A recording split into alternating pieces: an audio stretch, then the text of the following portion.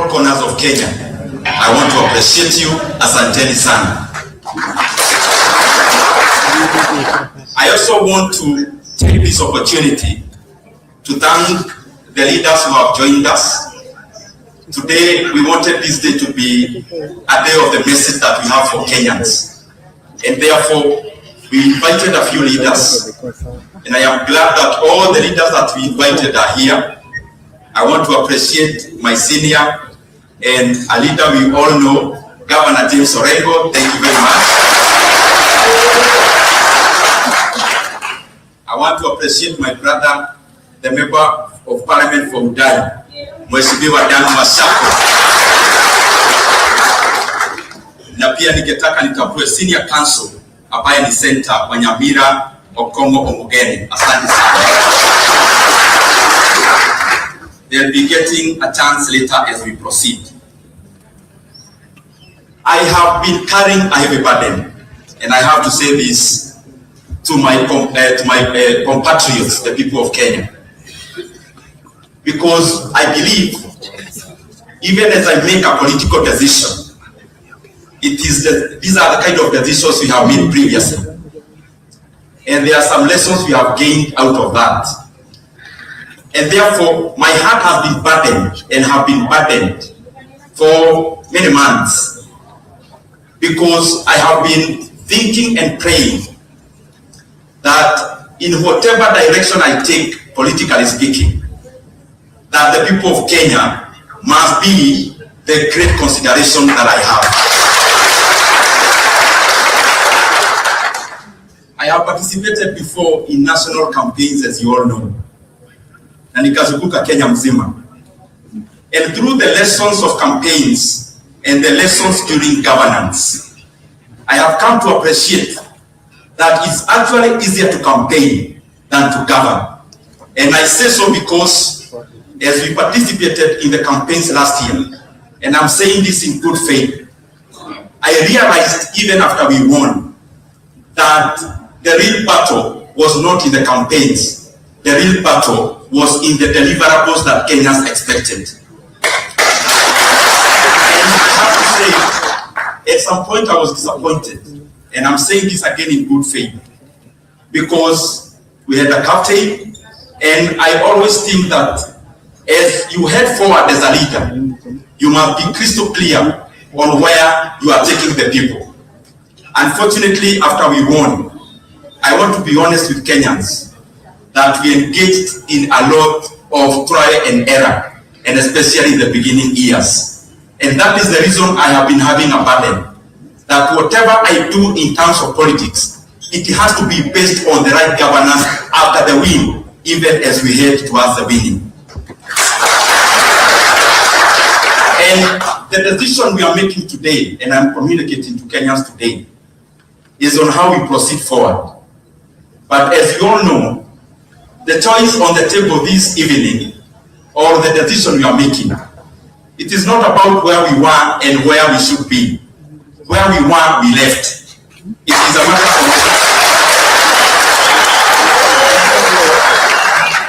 of the decision we'll be making at the end of this press conference and briefing is what will be our engagement. Where are the people of Kenya as we make this decision? Not just today, in terms of communication as we go around the country, but also past August next year. That to me is a more important and weighty matter. And as I have said as I was starting, it is a burden I've been carrying, because as we engage as leaders, as we engage this against the other, the Kenyan people are literally fighting for survival. And therefore, in my opinion, as we head forward, what I'll be communicating later, we must be crystal clear on the kind of things that we want to deliver to our republic, and especially the children of God who are the people of Kenya. As leaders, we have that obligation, and it has to be at the center of what we are doing. And as I get there, I'll give a few points in terms of the kind of things I think must form our campaigns and must form our deliverables as a team on this side of opposition, but I'll also be sharing how to deliver them. I have taken a lot of time as I've been silent wakati nimekuwa nimenyamaza. Ni vizuri niseme nimekuwa nikiangalia nchi yetu ya Kenya in all the sectors, and have actually single-handedly with a very small team come up with almost a full booklet. It's not a manifesto. We have had this word many times. I have had an opportunity to be at a place I'm serving Kenya, where I had the bird's eye of Kenya across all the sectors. So I have taken time to scroll through every sector. What is it that we can do to the people of Kenya? What is it that we can do in every sector? So that after next year, August, Kenya becomes a much better country than even where President Mwai Kibaki left.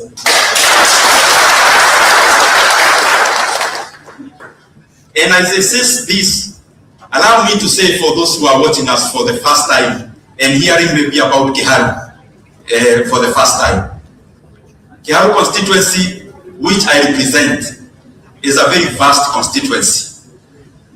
In fact, our two neighbors are smaller than Kiharu in all respects. Landmass, number of voters, landmass. Number of voters, landmass, number of schools, across all respects.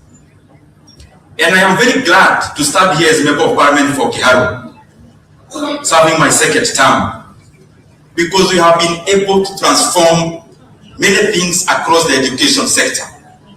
And I will name just two. Being a vast rural constituency, we have many schools, public primary schools. We have actually around 120 public primary schools in Kiharu. And I want to confirm here to the people of Kenya that all our public primary schools, the one we got, the ones we have built, children in a rural constituency like Kiharu, they go to school where all classrooms are tiled. Na sio tiles peke yake, ni kutengeneza shule inakuwa shule mzuri, over and above building the new ones that we have done. There is also another program we have done of landscaping our schools. We have currently done couple to 75 schools across Kiharu. In fact, many times people do weddings in Kiharu, wanaitaka kupigiwa picha, photo session in our public primary schools.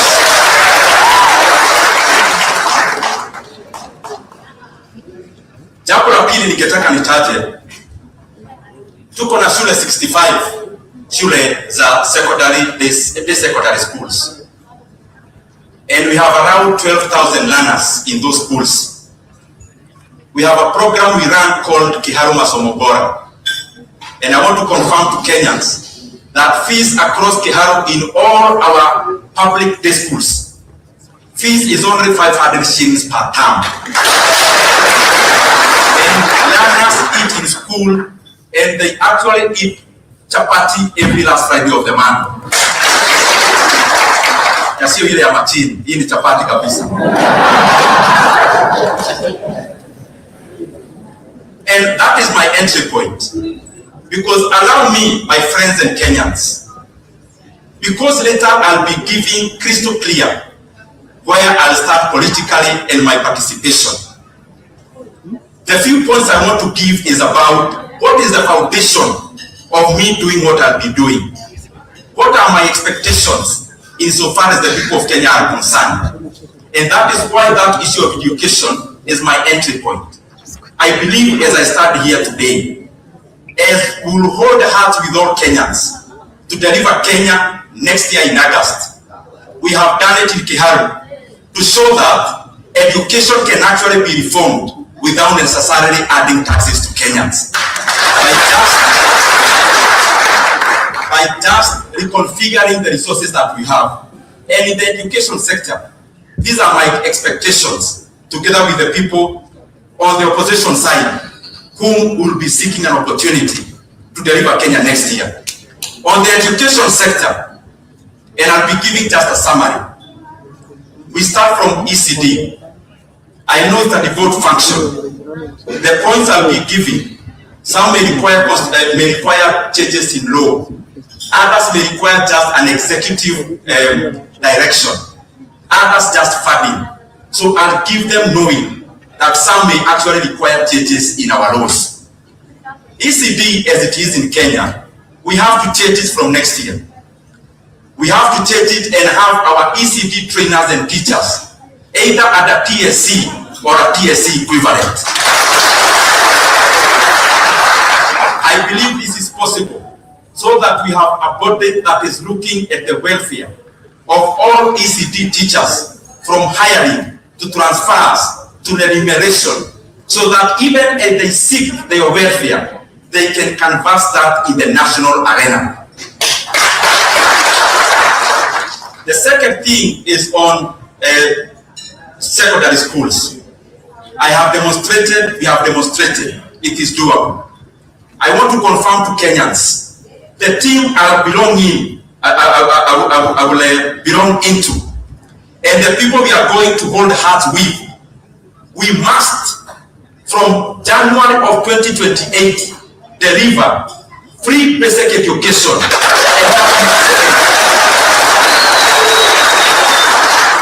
And we start that with our senior secondary schools. Of the 3.5 million Kenyans and learners in our senior secondary schools, we only require an additional 35 billion Kenya shillings. My proposal is as follows: that NGCDF will contribute 10 billion shillings into that kitty. The equitable share of our counties, because they also give bursaries, they also contribute 10 billion Kenya shillings. And the third issue is that the national government to give in 15 billion Kenya shillings. 35 billion Kenya shillings is enough to give all school-going learners in our senior secondary schools free education, including meals. The other thing, as we look into that, is that we also must diversify the menus in our schools, so that our schools become also centers of market of our produce in our villages. Kama unatoka pahali Mudhokoi iko, kama unatoka pahali kwa Githeri, pahali kwa Matoke, it is important that we incorporate even those kind of menus into our schools, so that even farmers in our villages can find that as a local marketplace to sell their produce. Na wale wanatutazama wazazi wetu, mimi nasema ya kwamba nimeangazia na nimechukua Kenya mzima na nikaangalia fedha tuko nazo, na zile mbinu napeana leo ni vitu tunaweza fanya bila kuongeza kodi kwa Wakenya. Na ndio nimesema next year lazima tukikoboa Kenya, in the January of 2028, lazima Kenya ipee watoto wa Kenya masomo bila malipo, tukianza na senior secondary schools, wasome bila malipo yoyote na wakuwe wanakula shule. Na nimefanya hiyo mahesabu na najua kwenye pesa itatoka. In our universities, we have a challenge. Mimi nimepata fursa, nimeitwa na university students, na nimeweza kuona ya kwamba the demographics are changing. Wale wanasoma kama sisi kutoka familia hazijiwezi, nimeona ni gumu sana, kwa sababu nimeitwa na university students engineering, nimeenda kwa madaktari, na nikaona iko shida kubwa sana ya watu kutoka day schools, wanafunzi kutoka familia zile ziko chini sana kupata nafasi ya kufanya kozi kama hizo. Pia hapo kuna jambo tumefanya, ni vile tunapeana summary.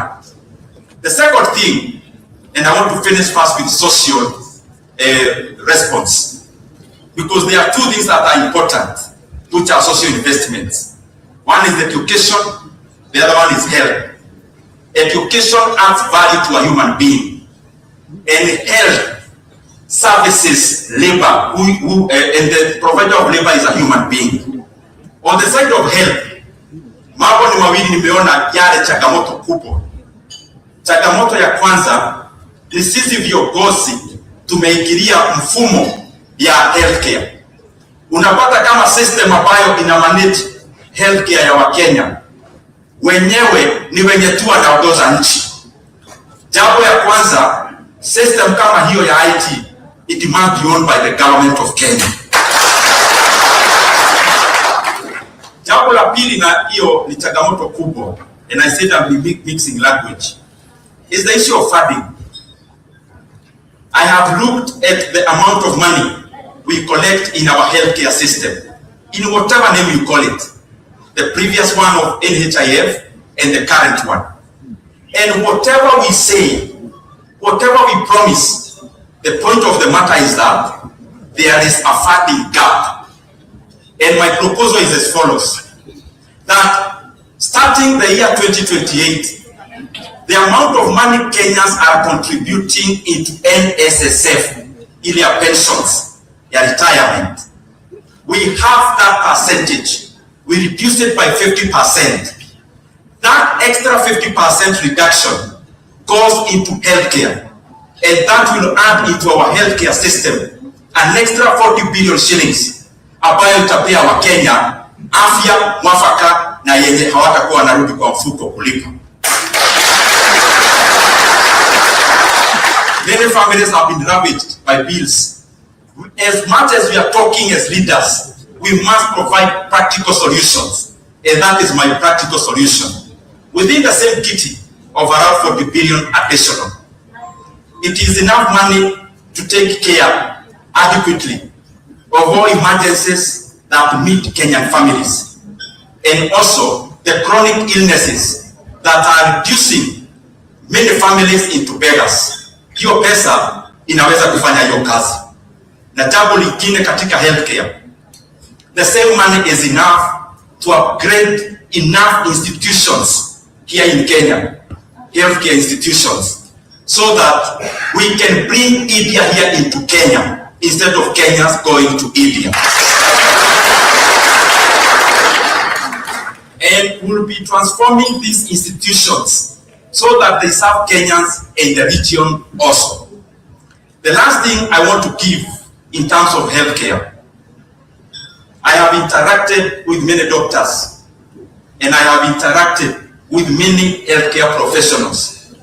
Dear Kenyans, we must bite the bullet. It is clear that Kenya is ripe. Again, I give an example for an equivalent of TSC.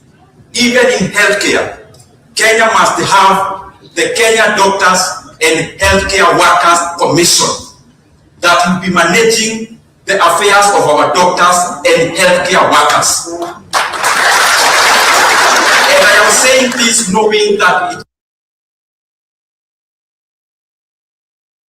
is a devolved function, but laws are made for the man, not man for the law. You can imagine now that a doctor in Nyamira, if they get married in Kwale, they have to quit their job in Nyamira and seek a fresh job at the other place.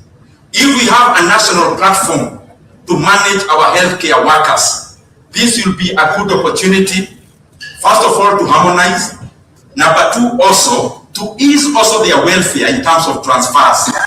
And so that also we have a united front when it comes to staffing of our healthcare facilities. The other issue I want to give, which have really troubled my mind, is the issue of jobs. The other day, I got a committee from one of the churches in my office, and they were coming to invite me for a function, a church function. There were two ladies in that committee. And just during the introduction, one lady even cried, even before they told me what the agenda of the meeting, why they had come to my office. Because the lady has a son who is a doctor, who is doing Vibarua. The other lady in the same meeting has a pharmacist, also unemployed.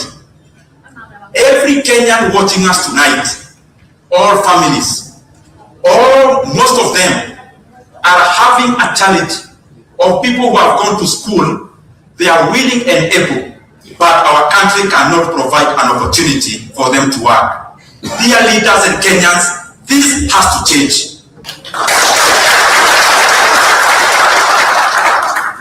And I'll give a few areas. I'll just give a few.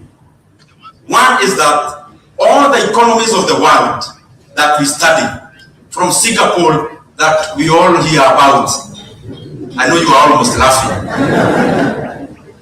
to South Korea, to China, and all these countries, the basis of growth which creates a synergetic movement in the economy is manufacturing. We have to deliberately grow our manufacturing sector to secure jobs for the young people.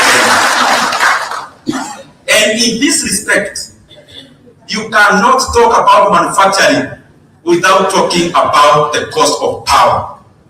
And that is why, in terms of manufacturing, the proposals I have come with are domiciled, number one, around getting power adequate in Kenya, but also cheap. One is that we have to totally liberalize power sector. And the kind of lip service you are hearing from government is not enough. Liberalization has to happen. If an industry can produce their power to use and they have access to sell, they must be at liberty to sell it to the next factory, so that we have as many producers of energy as possible, because abundance brings forth lower prices.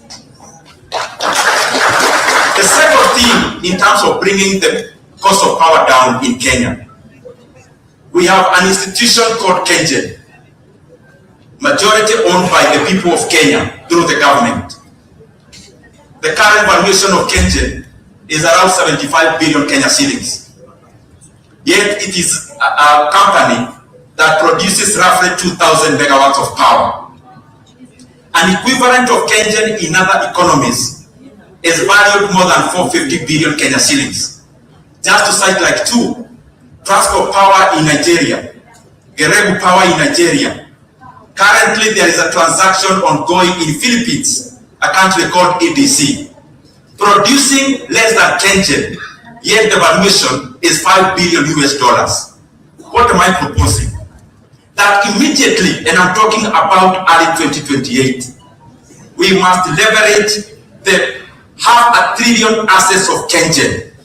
The government must advertise internationally and sell 35% of KenGen into a partner that knows much more about power, so that we fetch close to 150 billion Kenya shillings, and that money will go directly into producing more energy. The more we produce, the cheaper it will become. On manufacturing, the issue again of manufacturing policy, I am just trying to be brief. I have done a lot of research on the things I'm talking about, so I'm just giving top lines. Vitu tu zile summary. Manufacturing policy. Nimeweza kuangalia nchi kama South Korea iliweza kukua namna gani, nchi kama China from 1978, na nikaona ya kwamba nchi huwa haiachiliwi tu ijipeleke, lazima serikali inaangazia ni wapi tunataka nchi iendelee, na katika hiyo manufacturing huwa inaongozwa na kitu inaitwa manufacturing policy, and we've been able to check the kind of items that Kenya can tap into so that we can grow our manufacturing sector at a much faster pace than we are doing now. The other issue, you allow me just to go top line and summary around jobs. All these points now I am giving are all about jobs. The other second point around jobs is hospitality and tourism. Currently, Kenya last year had maybe around 2.7 million international visitors. A country of 58 million Kenyans. Abundantly blessed, well positioned. I have looked at cases, for example, Morocco. a much smaller country than Kenya in terms of population. Even in terms of endowments, Kenya is much better. Morocco had 19 million visitors last year. Albania, a country with maybe a tenth of our population, they had 12 million visitors last year. Clearly, there is something we can do so that we grow our tourism sector, diversifying what we offer, marketing Kenya better, and my target is that as a country, we should be able to attract 10 million international visitors. What does that do? For every 3 million visitors, we create 1 million jobs. If we have 10 million visitors, we are talking about 3 million direct jobs. And everyone direct creates 3 more jobs indirectly through agriculture, through transport, and the rest. It is clear that we can do more, attract more visitors into Kenya, and clearly create more than 3 million direct jobs for the great youth of Kenya who are watching us tonight.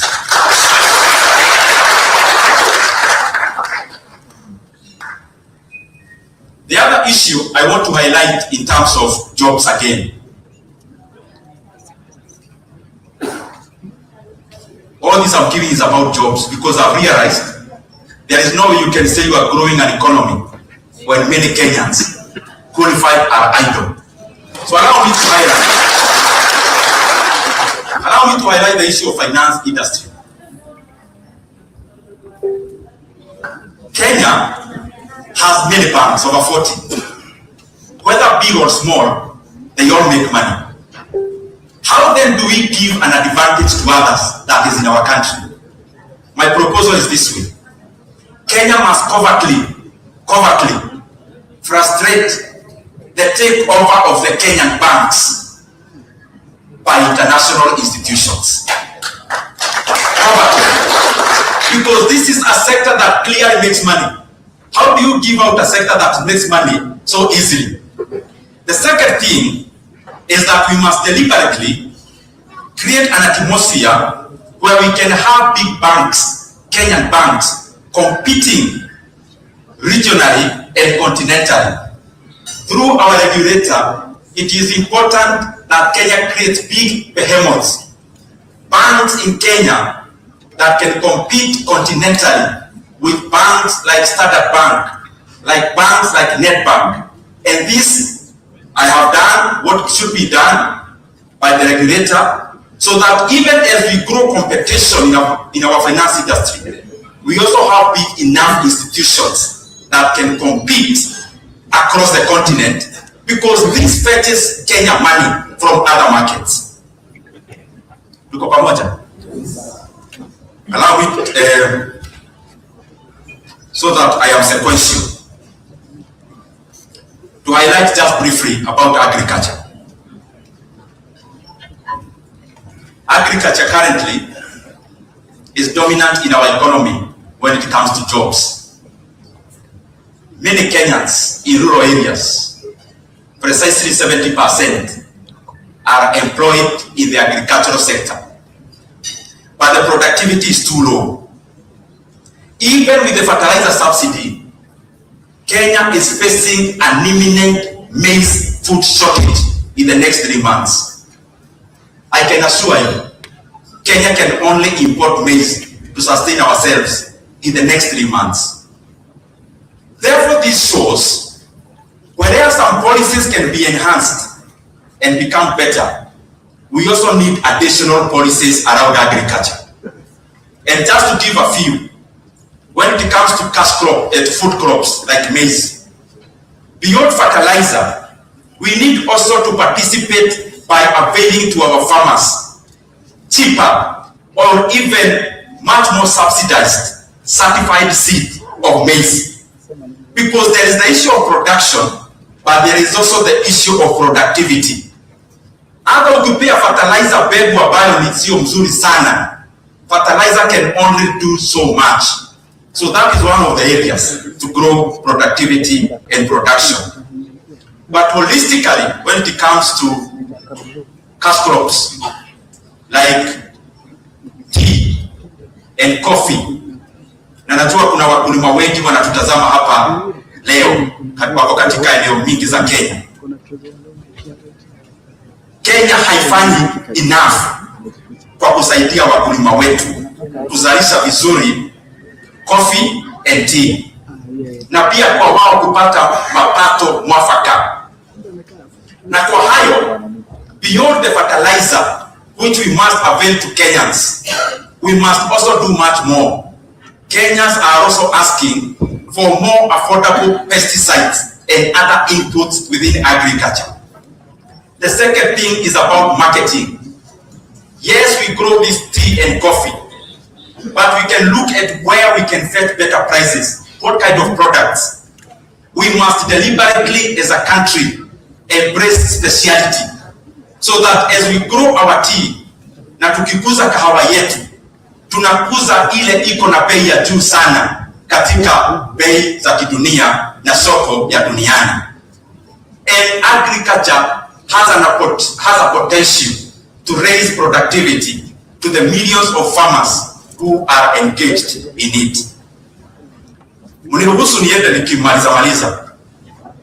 Na nikiongea kwa sauti munisamehe, hii ni kitu ambayo imeumiza roho yangu sana. Because I think our country can do more, but there are some chokes and there are some bottlenecks that we have to deal with. Utaniruhusu niende kwa vitu zingine, sio sasa za kazi. Na so that I'm sequential. Hizi vitu nimezifanya mwenyewe, lakini ningetaka naangalia ndio tusiache ile muhimu.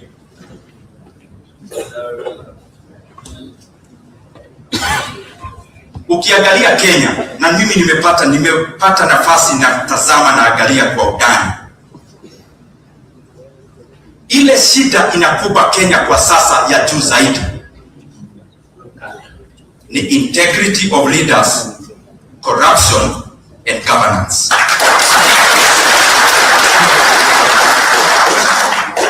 Dear Kenyans, kama kuna kitu lazima tufanye kwa dharura, ni kwamba we can no longer continue to stomach leaders who get elected and their ambition is to get richer than the leaders they praise.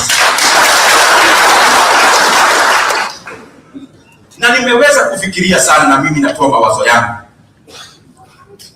ya kwamba kiongozi akichaguliwa Kenya katika nyadhifa ya juu, immediately anakuwa ndiye mwanabiashara mashuhuri sana Kenya katika sekta zote. And you know, dear Kenyans, this issue I want to call patronage. We are all paying the price of it. In the year 2022, we use a lot of cement in Keharo because of construction that we do there. Cement, a bag of cement was around 550 shillings.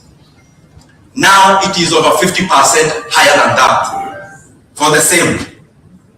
But Kenya also needs to know, for every cement you buy, whatever the brand, 90% of the chance is that money is going into the pocket of one Kenyan.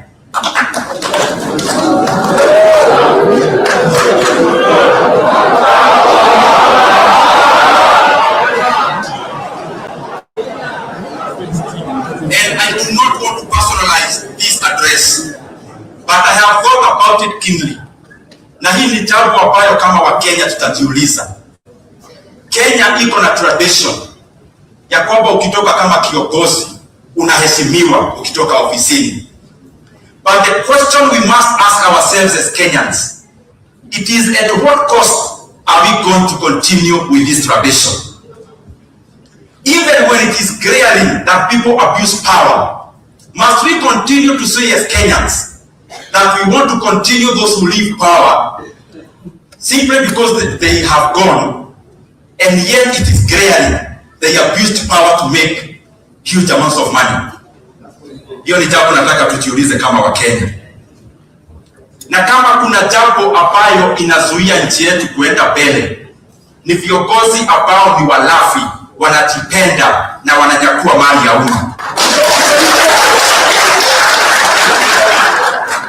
Kenya must criminalize proxy investments, kwa sababu viongozi wengi wanaandikisha yule wakitaka kuown vitu. We must criminalize proxy investments. Then the second thing, anyone seeking power, and especially in the presidency, you have to come in the open. You list all your assets, and by the time you leave power, we also have to review your assets. And then Kenya has to have a cap that there should never be assets transferred to those other people or to those leaders 25 years after they leave power.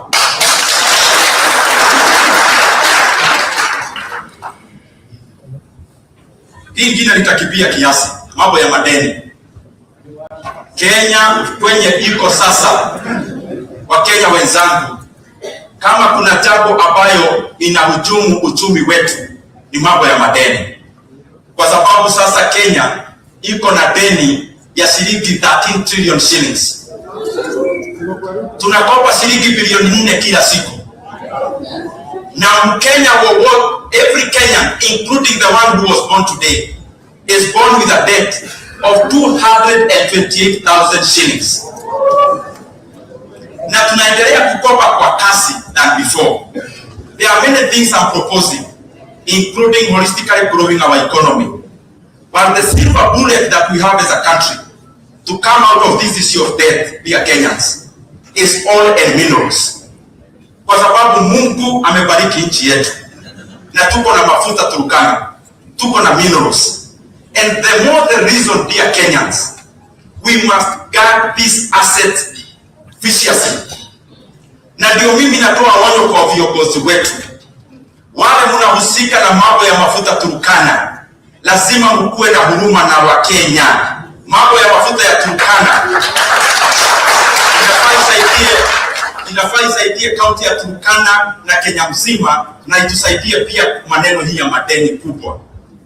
Jambo ingine ya pili ambayo ni muhimu sana katika hiyo mambo ya madini, mambo ya kule Kwale, Mlima Hills, kuna watu pia wanamezea mate.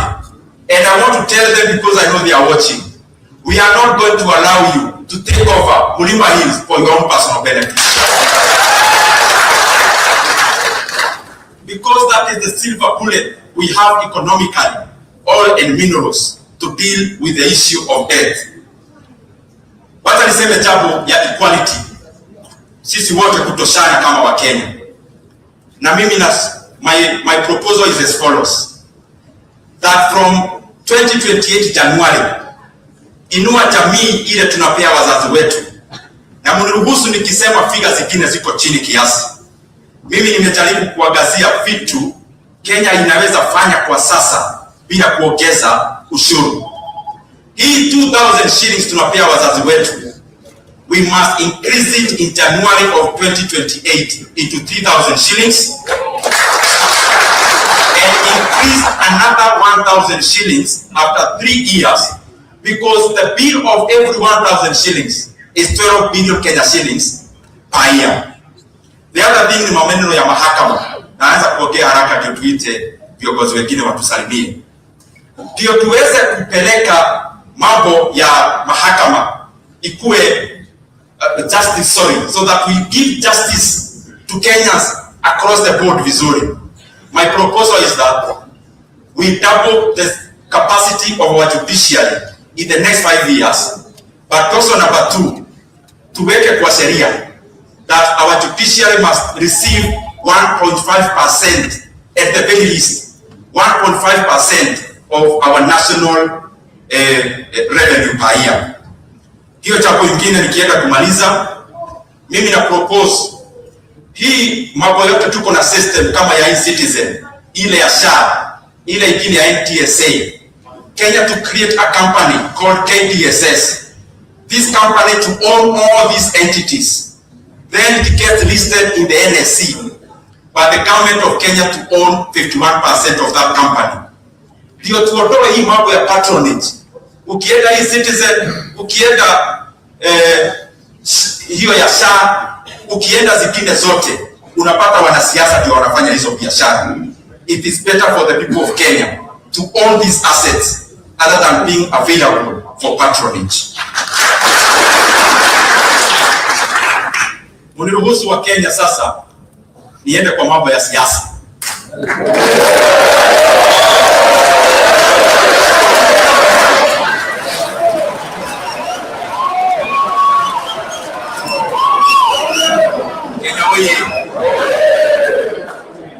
And I want to be very direct and specific. One, for avoidance of doubt, just for avoidance of doubt, I know you all know we left government long time ago. And be associated with the Wheelbarrow Party, the UDA. Kwa sababu vile hata naona hata wenye Wheelbarrow wenyewe wataitoka waiwache. The second thing I want to skizane tafadhali, because I want to be very direct. The second thing, mimi kama Ndindi Nyoro na wafuasi wangu kutoka leo nimeingia chama inaitwa People's Party of Kenya.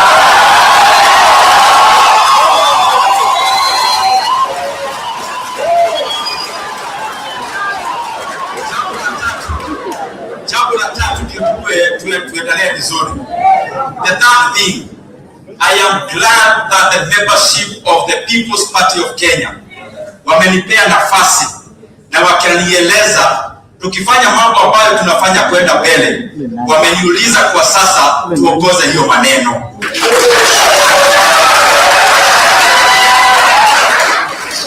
Na mimi nimeitikia hiyo mwito.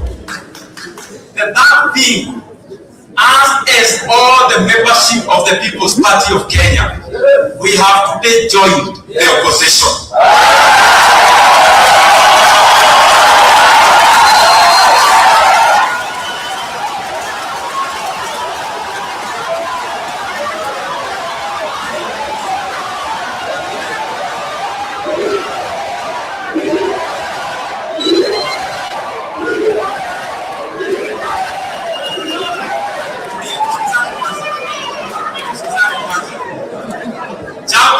The other point I want to request the Kenyan people. Unasikizana? Ukiangalia viongozi wale watapeleka Kenya mbele from next year. I also ask humbly the people of Kenya, muangalie pia People's Party. Pia wao wako na viongozi wanaweza shikana mkono na wengine na tukoboe Kenya August of next year. I also want to say this. I have taken time to consult almost all the opposition leaders. I have sat down with Peter Munya. Yes. I have sat down with Honorable Mother Karua. Yes. I have sat down with Honorable James Orengo. Yes. You know, my brother Sifuna is my brother. Yes. I have sat down with Honorable His Excellency Rigathi Gachagua.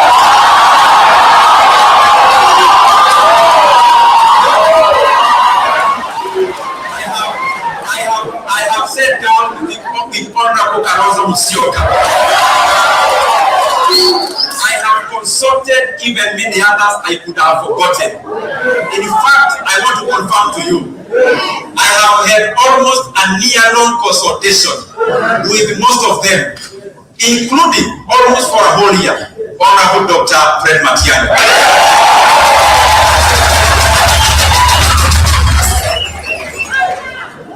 And therefore, I want to say this. In all the people's tours, that is the People's Party tours, all the aspirants of the opposition are invited. Wewe kama unatoka chama ambayo ni ya kukopoa Kenya next year, iko katika chama yote ambayo inasema hii serikali imedhulumu wa Kenya ya kutosha, na kwa sababu ya hiyo tamu yao ni moja peke yake. Ukisikia People's Party iko kwenu, unakuja tunakupea nafasi because we are all brothers and sisters. Na tutaangazia sana mambo ya kutrain aspirants katika People's Party. Aspirants wote wanasimama katika diwani or MCAs, wale wanasimama katika MPs na zinginezo. I'll be at the forefront of offering them advice and mentorship and trainings, so that as we recalibrate our country even up here, we also have credible leaders in our wards, in our constituencies, and in our counties. So I am for one united Kenya. All Kenyans, we cannot leave you behind. I'll be going across Kenya to many areas. Haswa, mimi nitaenda Uasin Gishu County, nitaenda Nandi County, nitaenda Bomet County, nitaenda Elgeyo Marakwet, nitaenda Kericho. Mnanitazama nyinyi wazazi wangu, kaka zangu, dada zangu. Mimi ni kijana yenu. Unajua kazi nilifanya tukisaidia hata rais mwenye amekalia kiti. Na mkaniambia mimi ni kijana yenu. Nitakuja kuwaeleza kwa nini after tumefanya hiyo kazi yote, kwa nini tunaenda kidogo tu Mheshimiwa Ndindi Nyoro anarushwa nje. Tunaendelea kidogo Ndindi Nyoro nje. Tunaenda kiasi Mheshimiwa Mohamed wa kule Pwani. Hayo mambo yote nitakuja kuwaeleza, kwa sababu tukifanya hii jambo lazima tusikizane, na nataka niwaeleze kwa kinagaubaga, because even you are our brothers and sisters. Tukikomboa Kenya tunawahitaji, na nimetaja hizo counties kwa sababu wako kwa roho yangu sana, na niko na jambo ya kuwaeleza. Niko na jambo hapa ya kuwaeleza. Tushikane mikono wote na hizo kaunti zote, kwenda Pwani, kwenda North Eastern, kwenda Nyanza, Mount Kenya region, sote hata zile sitataja, tushikane mkono tukomboe Kenya. Na hayo mengi, asanteni sana.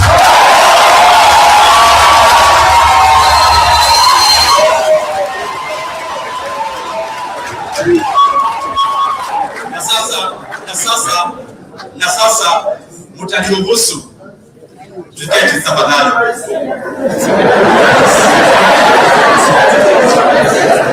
Mtaniruhusu sasa niite ndugu yangu Senator James Orengo.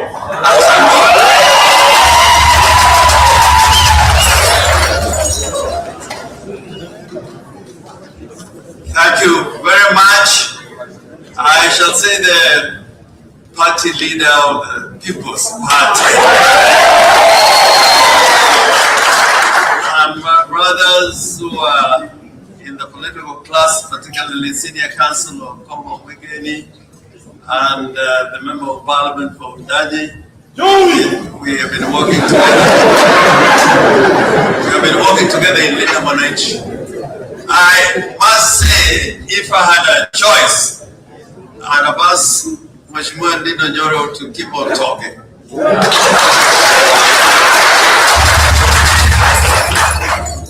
Keep on talking, because of many politicians that I've known in this country, and I know pretty many politicians in this country who are living and those who have passed on, because I've had the privilege of being in most of the parliaments and served with great Kenyan statesmen.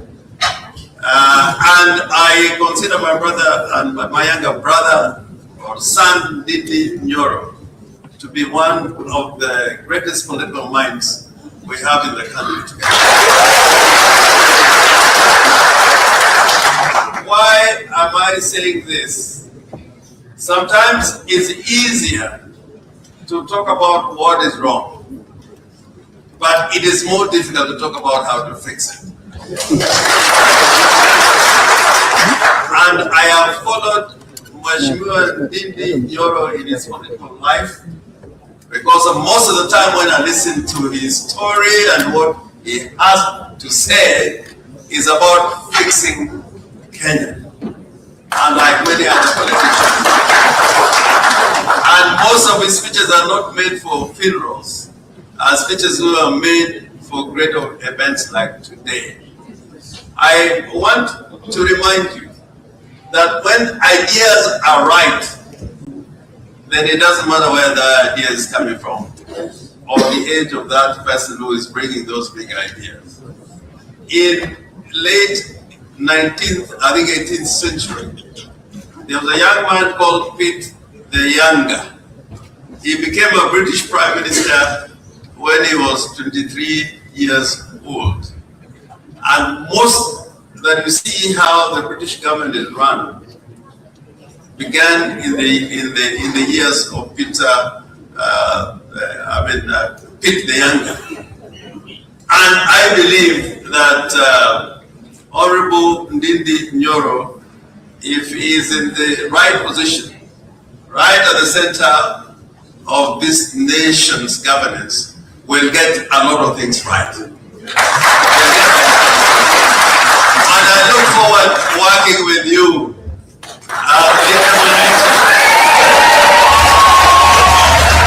We have been working before, but now as leader of a political party and me as a party leader of Ndindi Nyoro, our work begins now, and I think we are going to sit together. But he has talked about many of the crucial things that are facing our nation. I agree with you on the question of the power deficit. There's a nation to the northern part of Kenya, Ethiopia. Ethiopia is moving a lot faster in manufacturing and even expanding the economy because the power generation is much higher than Kenya. You imagine in Kenya, if you had an electric train and you took a train from Mombasa, the most likely thing is that by the time you get to Voi, there'll be a power cut out and you'll be out there in the wilderness. So I agree with you with a lot of the things that you say. But I believe that Kenya needs a proper foundation, and that foundation is already been laid in the Kenyan Constitution. If you have a leadership that is prepared to abide by the Kenyan Constitution, particularly Article 19, which says at the center of Kenya's democratic system is a Bill of Rights, I think we can make Kenya a better place. And you would not have a Kenya as put by the party leader of People's Party, that you would have a leader giving the kind of money that I see being given out at State House every other day. Even if you are Elon Musk, you cannot be given that kind of money without being asked why you have gotten that money. I think Kenyans, we are in a position now without fear to ask President Ruto where he's getting all this money. It is your money. It's not his money. It is our money. That is why when we talk about state capture, sometimes we talk about cartels or companies owning a nation. But in Kenya, we have a situation where one man has captured the state and captured the country. Even Mobutu never did that. So we must have a sense of national outrage, because we may not at this rate have a nation called Kenya by the time we get to the year 2028. And solving the problem does not begin with elections. Solving the problem begins with making Kasongo's life very difficult now, not next year.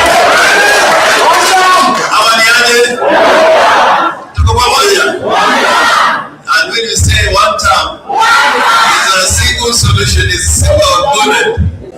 Now, finally, because we there are other leaders to speak here.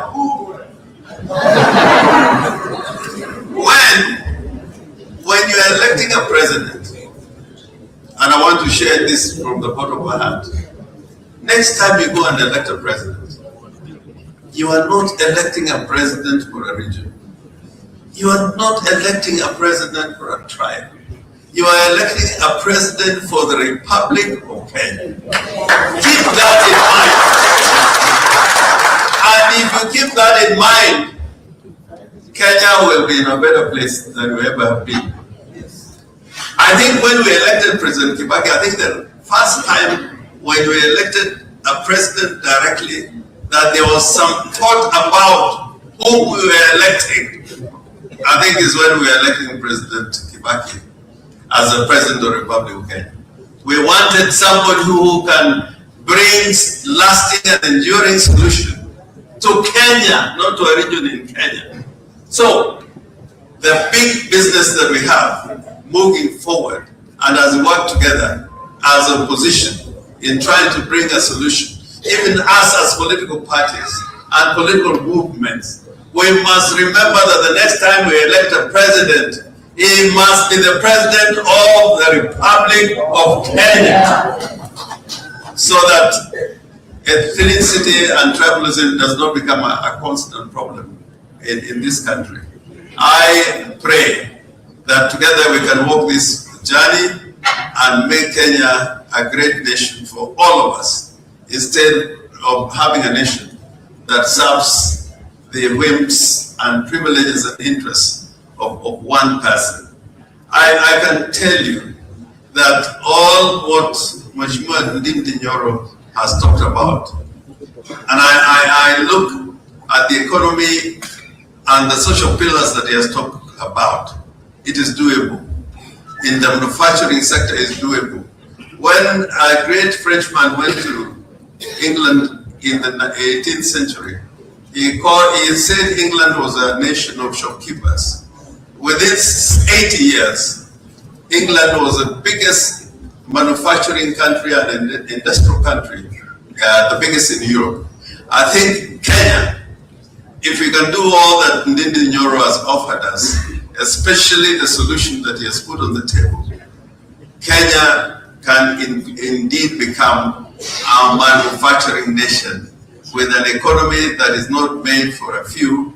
Like J.M. Kariku said, is an economy that had 7 billionaires and 7 poor Kenyans. Where it is possible to have a Kenya in which we can provide for everybody's need, and that can be done. So I pray, let's walk this journey together, and I know Mheshimiwa Ndindi Nyoro, we are going to work together. I can say that. So Asante Sana is a great evening, and you should keep on talking. Thank you.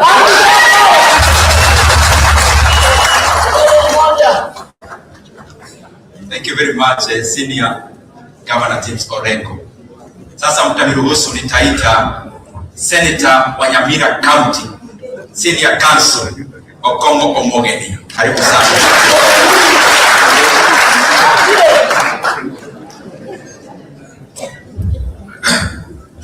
Wageni wa Ndindi Nyoro, watu wa Wanta, mjambo.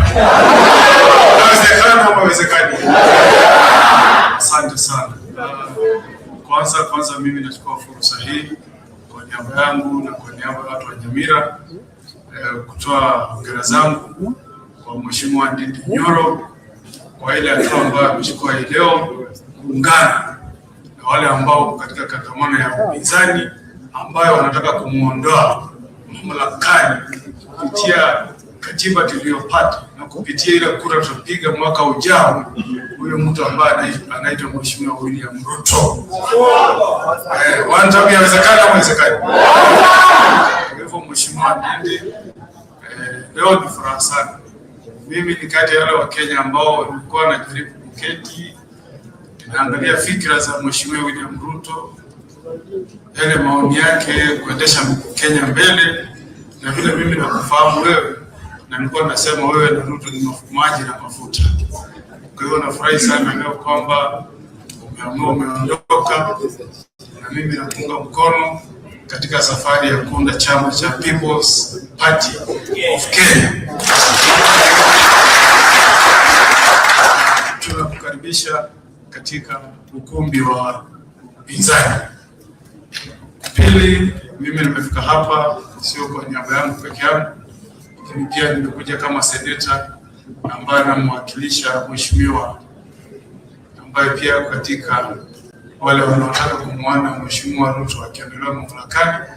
Nimepewa salamu nikuletee na kiongozi wa chama cha Jubilee Mheshimiwa Dr. Fred Okello. Niambia nikifika hapa nikupe salamu zake na nikuhakikishie kwamba hii safari ambayo umeanza hivi leo anaungana nawe na mtatembea pamoja. Na kama wakili mimi nakubaliana nawe kwamba ikiwa tunataka kukomboa taifa letu la Kenya, mpaka tufikirie vile tunashughulikia wale ambao wanapewa nyadhifa za uongozi lakini wanachukua nafasi hiyo kunyakua mali ya Wakenya. Na sisi hatutakuwa taifa la kwanza. Mheshimiwa Rengo anajua hii nchi ambayo umetaja South Korea imemfunga rais wakishatoka mamlakani. Sudan ilishawafunga rais wa zamani wakishatoka mamlakani. Ukitembea kule Brazil washafunga rais akitoka kule mamlakani. Mimi najua katiba ya Kenya kipengele 240 inasema kwamba rais ule aliyeko ofisini kwa sasa hivi Mheshimiwa William Ruto, yeye ndio mwenyekiti wa National Security Council.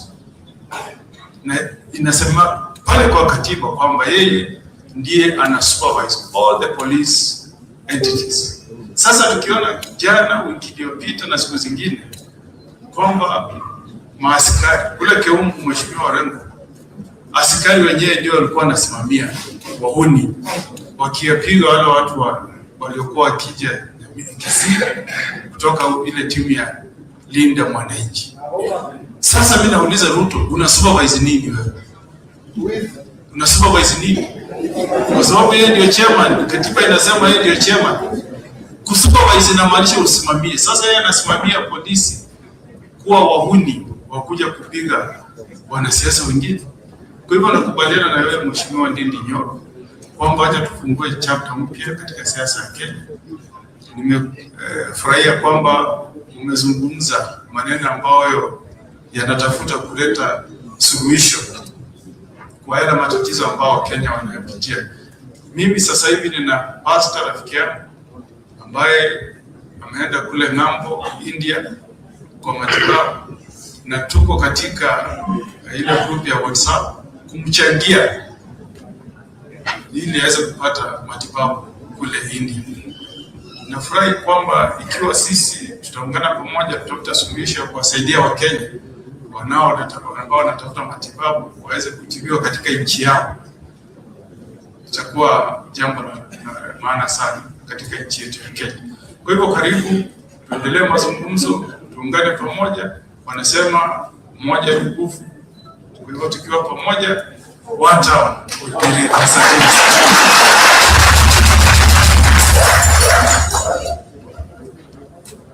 Asante sana Senior Counsel.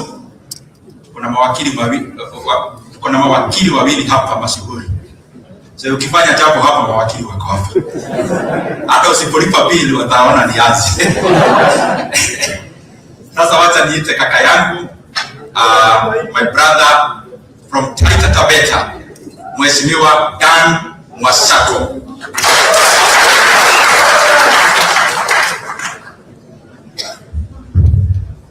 Good evening.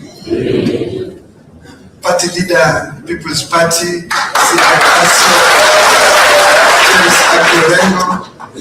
Senior Council Mogeni na waliko wote.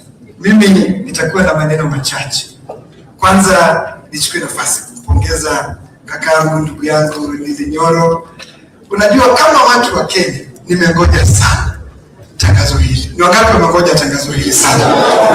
Tumengoja sana. Wakenya nina uhakika wanaotazama leo, nafikiri leo basi watakuwa na furaha.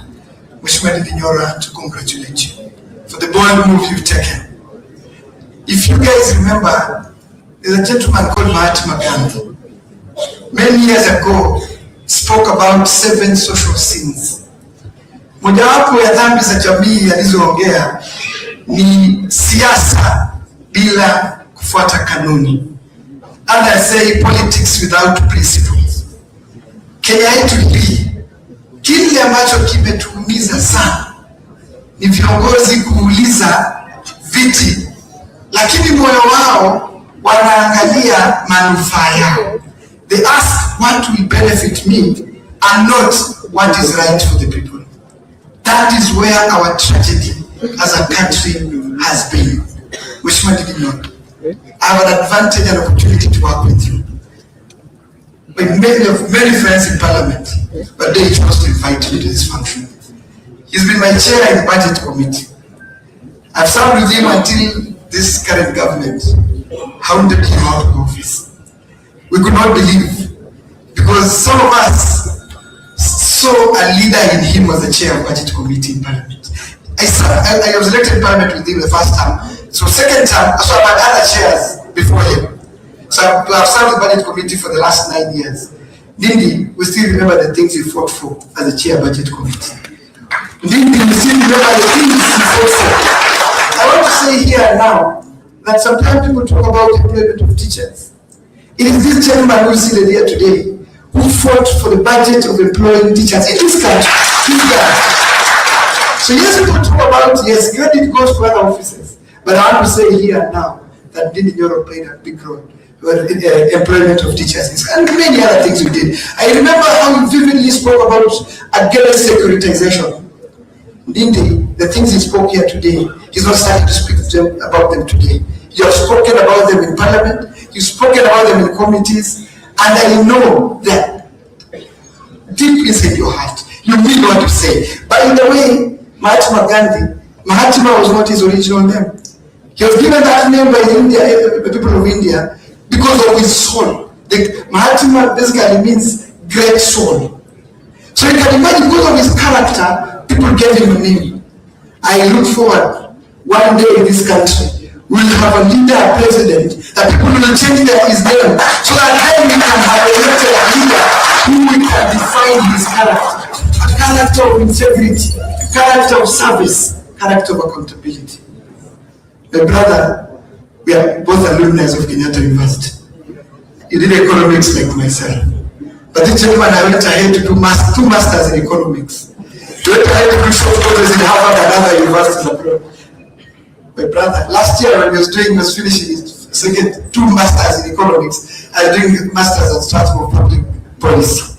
I'm going to compare notes. There are many things I could share with Ndindi Nyoro. And I want to submit this evening that Kenya, if you thought Kenya does not have leaders who can make a difference, leaders who will change this country, look no further. We have one in this room. Let me finish by bringing greetings of my party leader. When I was coming here and informed my party leader that I'll be here, as I've been elected twice as a member of parliament and a Wiper Patriotic Front. So I receive greetings from my party leader, His Excellency, Dr. Stephen Kalonzo Musyoka.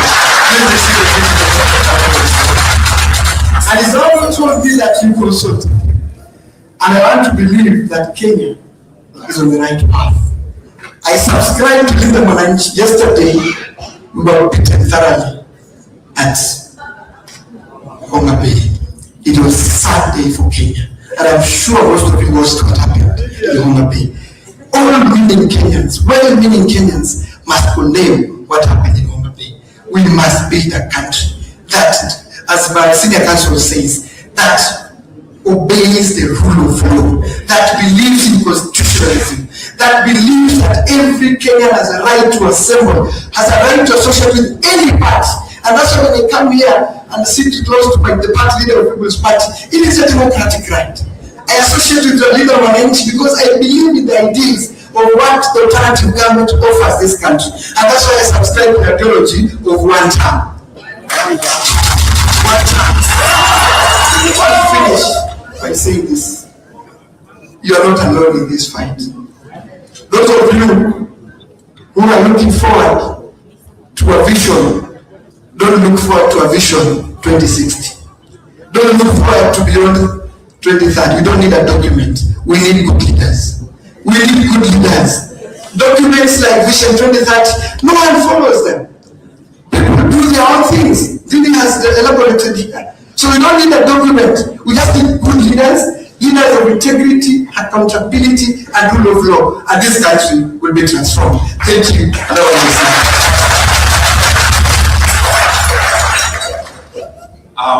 Before I call Bishop to also say something and close with a word of prayer, I'll close with, I mentioned some counties, and I was rushing because of time. But now that my brothers have gotten a chance, let me elaborate to the great Kenyans watching us from Uasin Gishu County, from Nandi County, from Bomet, from Kericho, from Elgeyo Marakwet, from Baringo. The reason I mentioned those ones is because I know many of us as politicians, many of us retreat to our what we call home. And the reason I mentioned there is because I have been to many places across those counties. I have been to Kapkatet, I have been to Iten, I have been to Ziwa, I have been to many areas of Nandi County, I have been to Eldoret and such. And I'm saying this in all good faith. We did, and I'm addressing my brothers and sisters, my parents from there. Chamgeni. Nataka niwaeleze tu kidogo kama madada zangu, kaka zangu na kama wazazi wangu. Mimi nilizunguka huko kote nimetaja, na tukakuja kwa roho moja.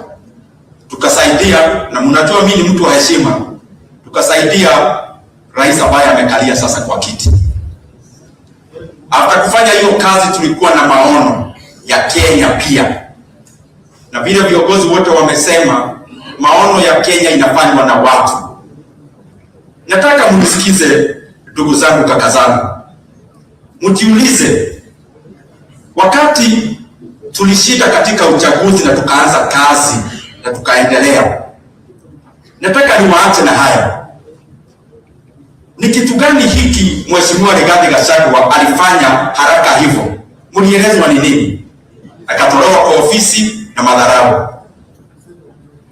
Mimi nimesimama hapa, nataka niwaulize kwa unyenyekevu, kama mshaisikia Ndindi Nyoro akikosea heshima kiongozi yeyote, kwa sababu hiyo siasa sio siasa naonaga ikiwa mzuri. Nikitaka mjiulize aliwaeleza nini iliendelea hapo. Mjiulize tu wenyewe. Mheshimiwa Mithika Linturi alikosa kiti chake cha ugavana kule Meru kama tunafanya kampeni, kwa sababu alijitolea kwa kufanya kazi ya kutafuta kura. Nataka mjiulize Mithika Linturi alifanya jambo gani? Mshaisikia chochote? Jambo lingine ningetaka niwaulize kaka zangu, dada zangu. Mohamed Ali, mimi nilikawa katika kampeni kule Pwani, alishikilia sisi mpaka akakoda kwa kampeni, kwa sababu kampeni ni kazi kubwa sana. Nataka mjiulize, Mohamed Ali mshaisikia amekosea yeye heshima? Mjiulize kitu gani ilifanyika? Mjiulize Mheshimiwa Aisha Jumwa, shakazi wa taifa, akashikilia kule Kilifi mpaka akakosa kiti chake cha ugavana. Nyinyi wenyewe mjiulize, mshaiambiwa mashida yake ni gani? I want to plead with you. Kenyans have no problem with the president. It is him who has a problem with Kenyans.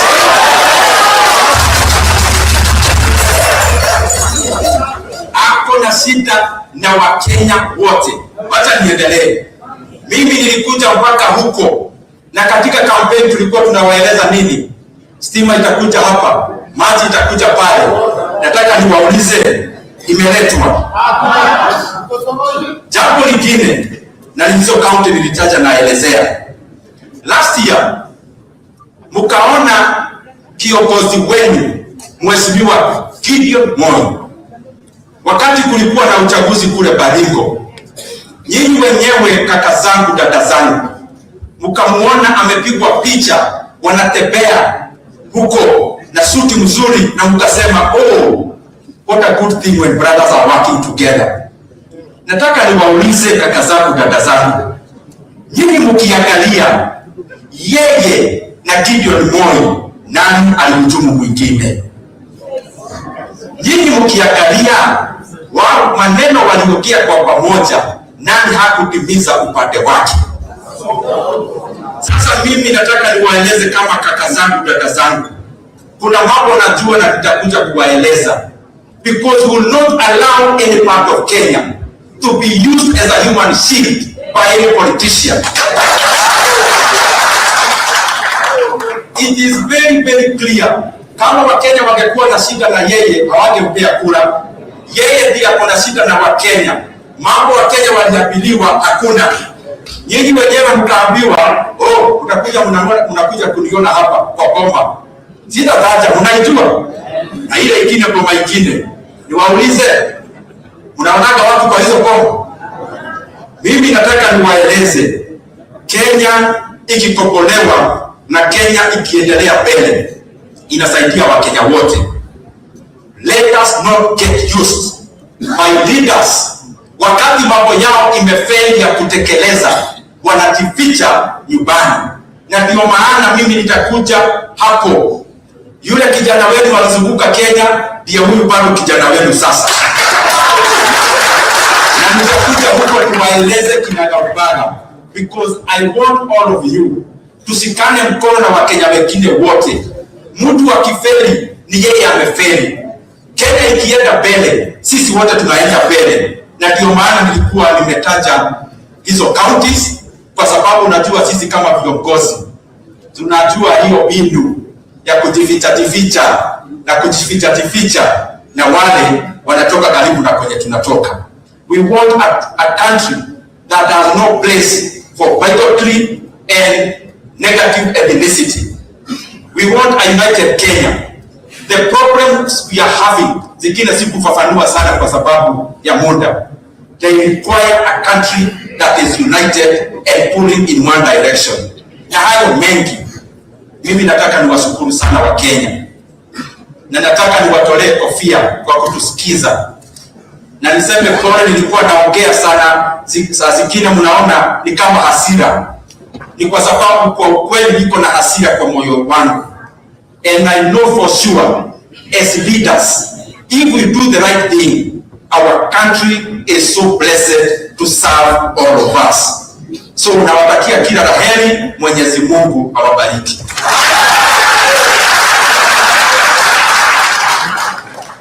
Na sasa nikitaka niite Bishop hapa tena aseme machache tu na tuombee, tufunge, alafu sasa ndio tupate muda wa kwenda nyumbani. Thank you very much. May God bless you.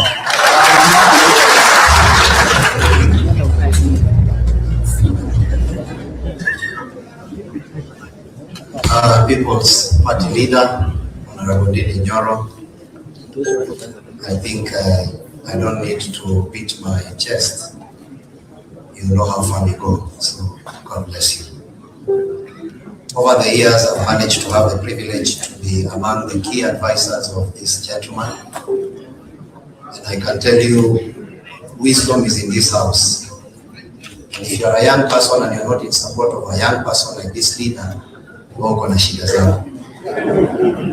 I want to take 2 or 3 minutes because the assumption is always, and which I told him, because as he called me today, I had my own programs that I was doing, but based on our relationship, I felt I should come and be part of this thing. So I would like to say the following, as I told him. In the recent past, anytime you hear the word pastor, we are called to pray for food, we are called to begin a program, and we are called to end a program. And so what I decided to do, apart from studying theology, I went to school and studied leadership and governance. So the few 2-3 minutes I'm going to take to present my case, I would request every single person to kindly listen to the elderly leaders and to the young leaders. In 2015, China started something called Made in China 2025. It was a program that they wanted to make sure that in the next 10 years, they wanted to rule in 3 different sectors. Number 1 was what you call green energy. Number 2 is what you call electric cars, which is where you get the BYD, build your own dreams and stuff like that. 10 years later, and number 3 was the fishery, made in China 2025. Please, I would request you to listen. Very important. 10 years later, the 3 leading solar power grids in the world are from China. One of them can power the whole of Norway.